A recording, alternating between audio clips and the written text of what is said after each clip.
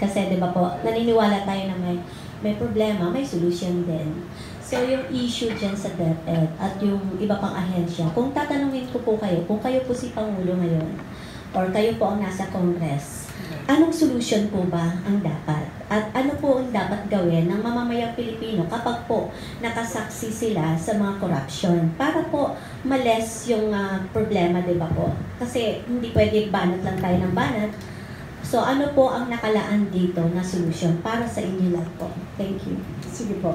So, unang-unang, gaya nga ng sinabi ko na rin kanina, kailangan mapusisi mo. Kailangan ma-expose mo. Kasi pag in-expose mo, doon mo makikita na may problema nga. So, that's one. So, yung pag-expose, it should be free, there should be freedom and exposing anomalies or scrutinizing a budget, for example. Hindi ka pa nagko-conclude. Pero pag pag sa antimano, binabara mo o hindi mo sinasagot, di may problema na doon, di ba? Pangalawa, I think na pag in-expose mo gano'n, then nakikita mo, na-define mo yung problem eh.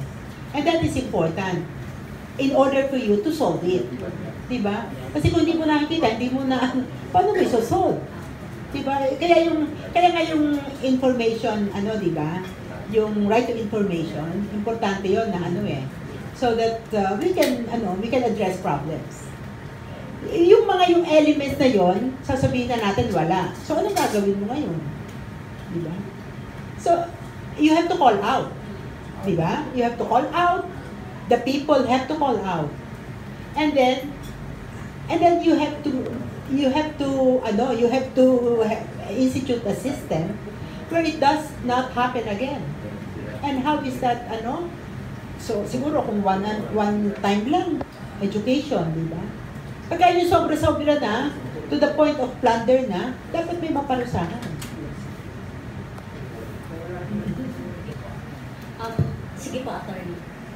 Kasi tanong ko lang kanina, puro call out na lang tayo. Eh kung wala naman nangyayari, di sasabihin, yung mga Congress, salita na salita, wala naman nangyayari.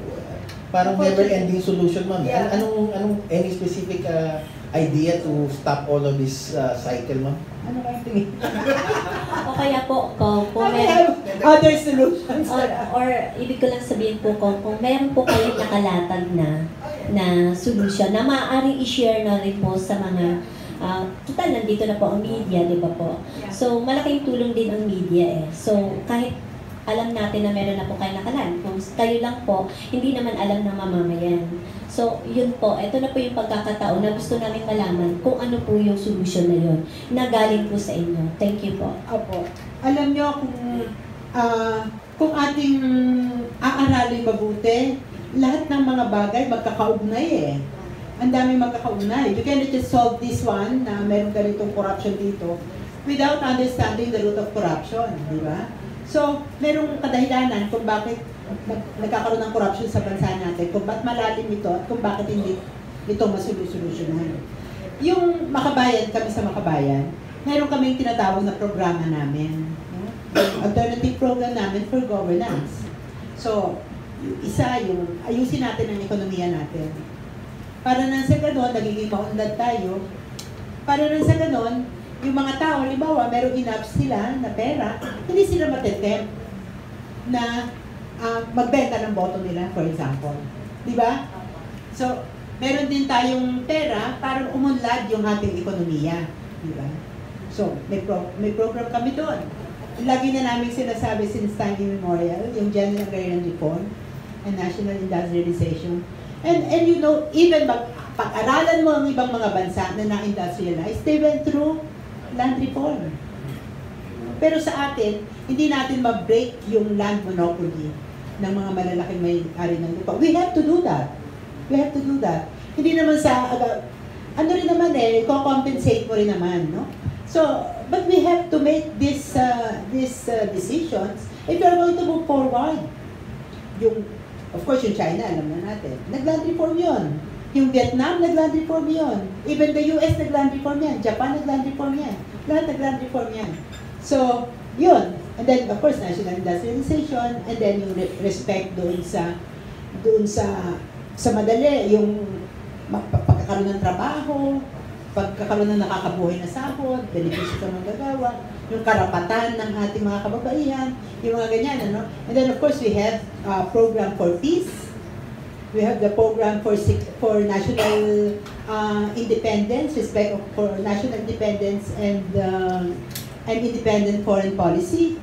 We have yung walang dynastiya, no to yung political dynasty, yung reform sa government, no?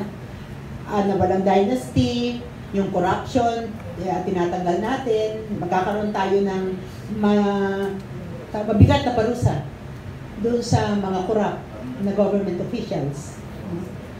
Tapos, para sa kalikasan. So, yun, may programa kami. And I think, malinaw sa amin, sa Makabayan, by the way, mag-field kami ng full slate, almost full slate, 11 senatorials for the next election. So, malinaw sa amin na dapat, pag tumatakbo ka, meron kang programa, hindi yung yung popularity, yung person-based politics. Hindi ngayon, dapat talaga itaas na natin ang level ng politics natin na pinipili natin ang programa, hindi lang yung mga kung gwapo ka or, na wala di ba? Like the number 1 senator who was, Any other questions?